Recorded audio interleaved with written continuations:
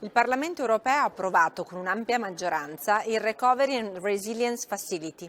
Si tratta del cuore del Next Generation EU, con il quale verranno erogate le risorse necessarie a riparare i danni economici e sociali causati dalla pandemia, stabilendo obiettivi stringenti su sostenibilità, digitalizzazione e coesione sociale. È un risultato storico per tutti i cittadini europei. A questo proposito è stato sorprendente assistere al cambio di rotta della Lega, che ha votato a favore del provvedimento sul quale in passato si era opposto, in linea con il sovranismo anti-europeo.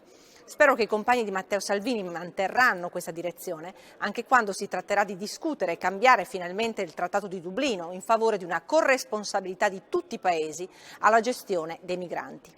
Vi abbiamo raccontato a lungo negli scorsi giorni di ciò che abbiamo visto al campo di Lipa, in Bosnia.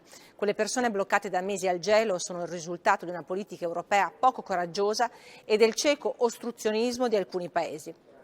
Ma non ci arrendiamo. Al nostro rientro ci siamo messi al lavoro per realizzare corridoi umanitari che potranno portare in Italia e in altri paesi dell'Unione le persone più fragili, in particolare i bambini non accompagnati.